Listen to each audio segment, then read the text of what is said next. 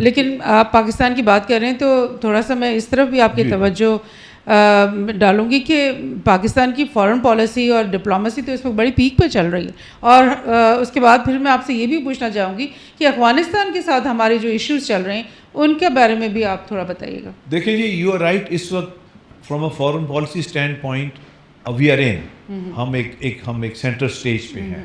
ये बिल्कुल बात ठीक है कि इस वक्त हमारी फॉरेन पॉलिसी में हम सेंटर स्टेज पे हैं, मगर मैं समझता हूँ इसके पीछे बहुत चीज़ें हैं जो आम मंजर आम पे नहीं आई हैं, जो आस्ता आस्ता आ जाएंगी।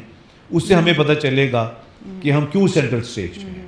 क्योंकि मैंने अपनी ज़िंदगी में कभी किसी प्रेसिडेंट को किसी दूसरे मुल्क के आर्मी चीफ की तारीफ़ें करते नहीं देखा। ये देखें ना, ये मेरी समझ में नहीं आता कि ये क्या है, सुरखाब के पर लगे हुए हैं जो इतनी तारीफ़ें जो हो रही हैं। और किसी ज़माने में बड़ा इंटरेस्टिंग है कि इमरान खान ने एक दफ़ा तकरीर की कि जी जब अयूब खान गए अमेरिका तो उनको प्रेसिडेंट जॉनसन रिसीव करने आए एयरपोर्ट पे। उस वक्त पाकिस्तान में बड़ी आवभगत होती थी। फिर मैंने खान साहब को कहा, मेरे खान साहब वो इसलिए आए थे उनको लेने, वो उनके एजेंट थे। तो वो अपने एजेंटों को लेने आते हैं, तो आप इस तरह खुश ना हो, ये एजेंट थे उनके, इसलिए उनको लेने आए थे। शाबाश, तो हमारा काम कर रहे हैं। तो मेरे कहने का मतलब है, अच्छा अब कमिंग बैक टू अफगानिस्तान, अब देखें अफगानिस्तान से हमारी लड़ाई नहीं होनी चाहिए। ये बिल्कुल ये डजंट मेक एनी सेंस। हमने हमेशा फॉरेन इंटरेस्ट में अफगानिस्तान से लड़ाई की है, इसीलिए वो हमारे दुश्मन है।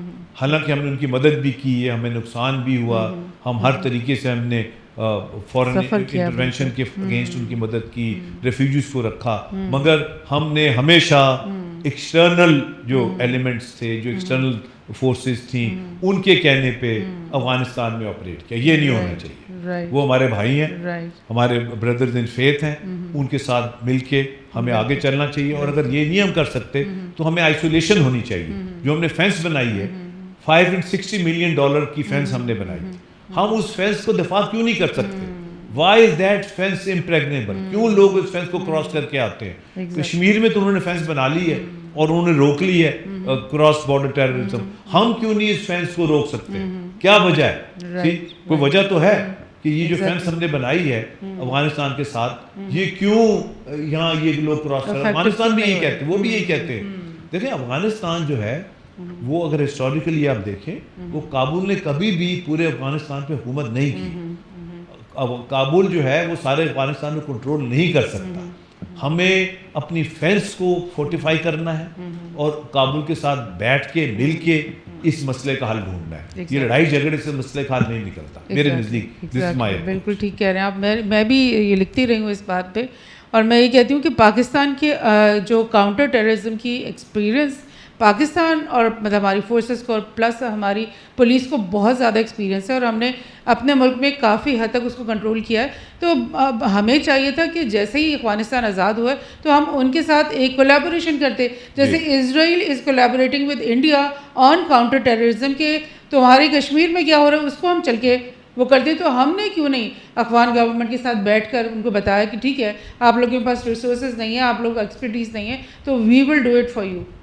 तो इससे और एक और चीज़ भी मैं लिखती रही हूँ डॉक्टर साहब कि अगर पाकिस्तान, अफगानिस्तान और कश्मीर का एक ब्लॉक बन जाए ना, तो हम इतने स्ट्रांग हो जाते हैं कि फिर दोबारा से हमारे इस ब्लॉक के ऊपर किसी को हमला करने की बुरी नज़र से नहीं देख सकता।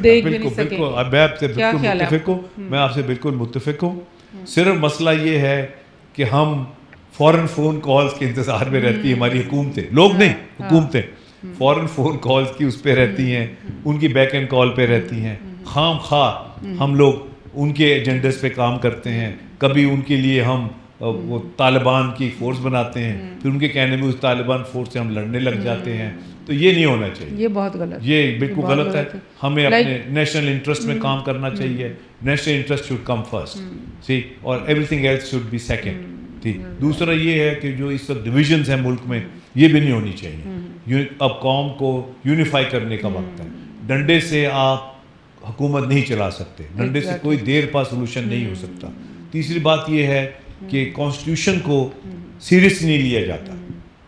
आपने 56 कॉन्स्टिट्यूशन अयूब खान ने ब्रिगेड कर दिया था, उससे मुल्क टूट गया। अब इस वक्त जो 73 का आइन जो बड़ी मुश्किलों से बना था उसको डी-शेप करने की कोशिश की जा रही है और इसके बहुत बहुत नेगेटिव कॉन्सिक्वेंसेज हो सकते हैं और ये बिल्कुल नहीं होना चाहिए। हम रिस्पेक्ट फॉर कॉन्स्टिट्यूशन जो है ये बहुत ज़रूरी है। मैंने अमेरिका में काफ़ी पढ़ा भी रहा भी वहाँ, मैंने आज तक किसी शख्स से आइन के ख़िलाफ़ एक लफ्ज़ नहीं सुना। कोई मैंने ये नहीं कह सकता ये क्या आइन है जी, ये क्या आइन है, फाड़ के फेंक देंगे, आइन क्या कहता है, आइन क्या चीज़ है। आज तक प्रेसिडेंट से लेके एक आम इंसान तक वो आइन की रिस्पेक्ट करता है, वो आइन के ताबे है, उस आइन को वो लेके चलता है, सीने के साथ लगा के चलता है। तो ये जो आइन शिकनी है पाकिस्तान में ये ख़त्म होनी चाहिए, आइन की रिस्पेक्ट होनी चाहिए और आइन का जो प्रोसेस है वो फॉलो होना चाहिए। बिल्कुल सही। उसके बगैर पाकिस्तान का फ्यूचर जो है वो डार्क है, मैं ये समझता हूँ। बहरहाल